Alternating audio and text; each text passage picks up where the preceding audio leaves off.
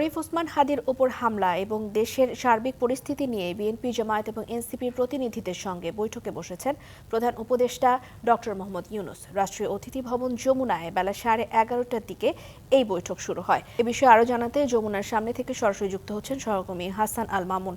মামুন, বৈঠকের বিষয়ে জানতে চাই আপনার কাছে। রেদওয়ান, আপনাকে ধন্যবাদ।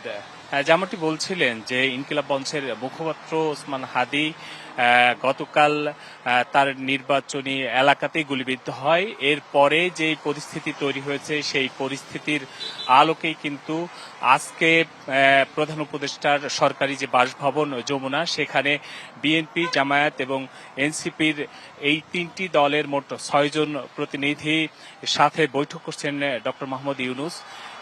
মূলত আজকের বৈঠকটি বর্তমান যে রাজনৈতিক পরিস্থিতি এবং নির্বাচনের তফসিল ঘোষণা হওয়ার পরে যেই পরিস্থিতিটা তৈরি হয়েছে সেটা জাতীয় নির্বাচনের এক ধরনের প্রতিক্রিয়া বা এক ধরনের শঙ্কার জায়গা তৈরি হয়েছে। এই সব বিষয় হয়তো আজকের আলোচনায় উঠে আসবে। নতুন এবং ফিরে আসা গ্রাহকদের জন্য নগদে চলছে ক্যাশব্যাক সহ প্রতিদিন হাজারো উপহার জেতার সুযোগ। হবে আশা আর ফেরা, সারপ্রাইজ সেরা।